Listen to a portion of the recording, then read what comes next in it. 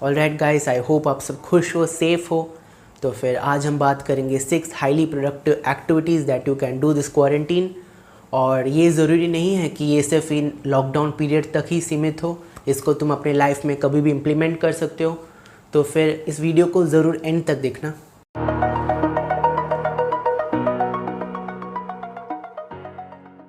So the first thing that you can do is learn a skill.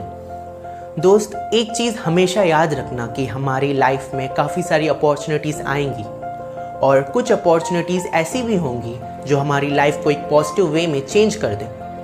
पर हम कुछ achieve तभी कर पाएंगे जब हमारे पास उस अपॉर्चुनिटी को यूटिलाइज करने का स्किल होगा।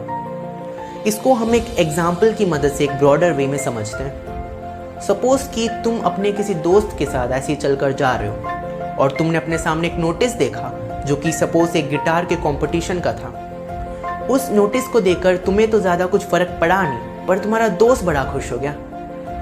उसके लिए वो नोटिस एक ग्रीन लाइट था, उसको उसमें एक अपॉर्चुनिटी दिखी। वो बोला कि यार, गिटार बजाना तो मुझे काफ़ी अच्छे से आता है और अगर मैं ये जीत गया तो मैं इसको अपना करियर भी बना सकता हूँ। तो फिर दोस्त, इस केस में तुम्हारे और तुम्हारे दोस्त में डिफरेंस सिर्फ इतना था कि उसको वो स्किल आती थी जिसकी मदद से उसने उस अपॉर्चुनिटी को यूटिलाइज किया।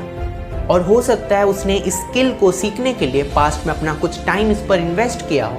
सपोज कि तुम किसी इंटरव्यू में गए या फिर किसी ने तुमसे पूछा कि तुम किस चीज़ में अच्छे हो, तुम्हारे स्किल्स क्या है। तो दोस्त, हमारा टारगेट हमेशा एक लंबी लिस्ट होनी चाहिए। जितना हमको स्किल्स आता होगा उस हिसाब से ही हमारे लाइफ में अपॉर्चुनिटीज़ के डोर्स खुलेंगे। तो फिर दोस्त, इसके लिए हमें हमेशा सीखते रहना है। लर्निंग हैज़ नो एज और ये बेस्ट टाइम है खुद पर वर्क करने का, अपने आप को अपग्रेड करने का। और इस टाइम को तुम्हें पूरा यूटिलाइज करना है। तुम कोई नया लैंग्वेज सीख सकते हो या कोई म्यूजिकल इंस्ट्रूमेंट। अगर तुम्हें लगता है कि तुम्हारी कम्युनिकेशन स्किल्स वीक है तो तुम उस पर वर्क कर सकते हो। दोस्त, इंटरनेट में काफ़ी सारे कोर्सेस हैं जो तुम्हें इस प्रोसेस में हेल्प करेंगी।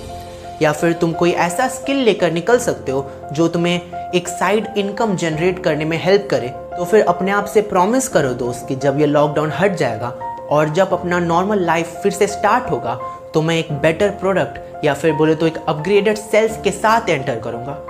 तो फिर इस क्वारंटीन में एटलीस्ट कोई एक नया स्किल ज़रूर सीखना दोस्त। So the second thing that you can do is rebuild relationships.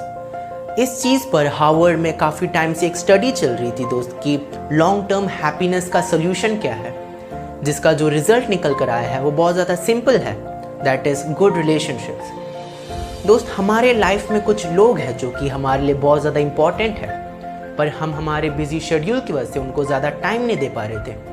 हो सकता है वो तुम्हारे पेरेंट्स हो या तुम्हारे कोई पुराने फ्रेंड्स या क्लासमेट्स जिनके साथ तुम्हारा कनेक्शन थोड़ा टूट सा गया था। तो फिर ये बेस्ट टाइम है दोस्त कि तुम वो पुराने बॉन्ड रीबिल्ड करो। तुम उनको कॉल कर सकते हो, उसके साथ थोड़ा टाइम स्पेंड कर सकते हो, पूछ सकते हो कि यार क्या चल रहा है लाइफ में, पुराने मेमोरीज रिकलेक्ट कर सकते हो। इससे तुम्हारे अंदर एक पॉजिटिव एनर्जी और एक हैप्पीनेस आएगा दोस्त। So the third and the most important thing जिसका तुम्हें सबसे ज़्यादा ध्यान रखना है, that is prevent your self from being addicted. दोस्त, हम नहीं जानते कि ये लॉकडाउन अब और कितने टाइम तक चलेगा, पर ज़्यादा चांस है कि इस दौरान हम गेम्स, मूवीज़, टीवी सीरीज़ वगैरह से काफ़ी ज़्यादा एडिक्ट हो जाएं। क्योंकि यूट्यूब या इंस्टाग्राम खोलते ही हम लोग सबसे पहले देखते हैं कि काफ़ी सारे लोग हमको सजेस्ट कर रहे हैं कि ये मूवी देखो, ये टीवी सीरीज़ देखो। तो फिर दोस्त, इससे बेसिकली हमको बचना है। अगर तुम दिन में 1 घंटा 2 घंटा एंटरटेनमेंट के लिए स्पेंड कर रहे हो तो फिर ठीक है, पर उसी जगह अगर तुम 5 घंटा 6 घंटा स्पेंड कर रहे हो तो फिर इससे तुम्हारा काफ़ी ज़्यादा टाइम वेस्ट हो जाएगा। मूवीज़ और टीवी सीरीज़ तुम एक हद तक अपना नॉलेज या वोकैबुलरी इम्प्रूव करने के लिए देख सकते हो, पर एक्सेस में कोई भी चीज़ अच्छा नहीं होता, उल्टा तुम इससे काफ़ी ज़्यादा एडिक्ट हो जाओगे। मूवीज़ तो फिर भी ठीक है, हार्डली 1 घंटा 1.5 घंटा 2 घंटे में ख़त्म हो जाता है, पर उसी जगह अगर हम टीवी सीरीज़ की बात करें तो उसको ऐसा बनाया जाता है कि हर एपिसोड के एंड में हमारे अंदर क्यूरियोसिटी जनरेट हो कि भाई इसके आगे क्या होगा।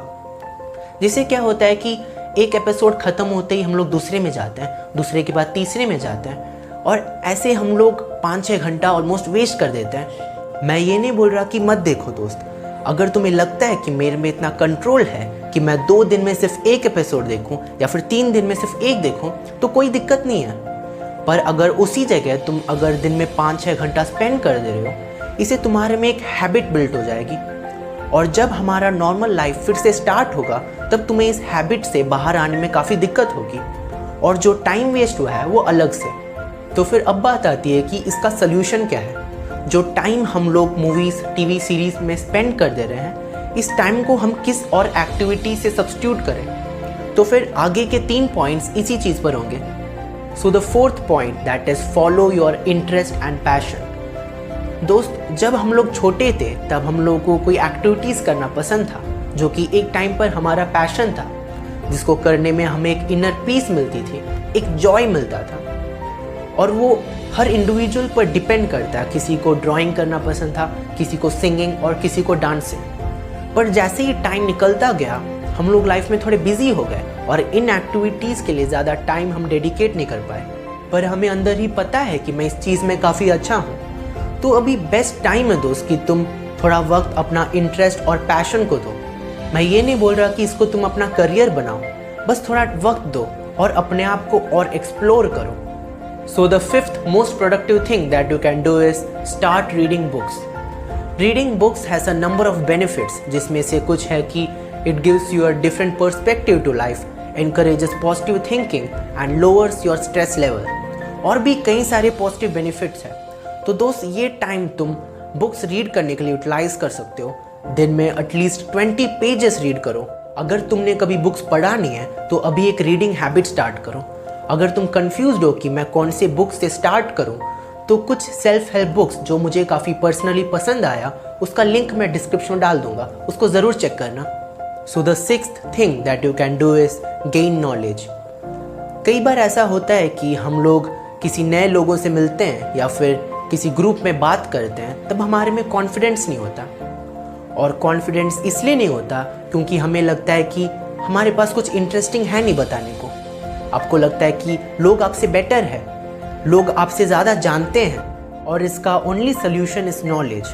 और इसके लिए आप बुक्स रीड कर सकते हो, लोगों की इंटरव्यूज़ देख सकते हो, पॉडकास्ट सुन सकते हो, मूवीज़ को रिप्लेस करके साइंटिफिक, हिस्टोरिक या कोई अच्छी डॉक्यूमेंट्री देख सकते हो। और जब भी आपको कोई नया नॉलेज या फैक्ट दिखे, उसको हमेशा एक डायरी में नोट करने की आदत डालो दोस्त।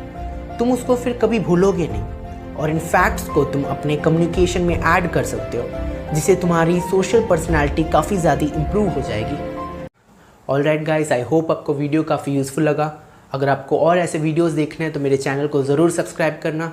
आपके पास कोई भी सजेशन हो मेरे को कमेंट बॉक्स में ज़रूर बताना।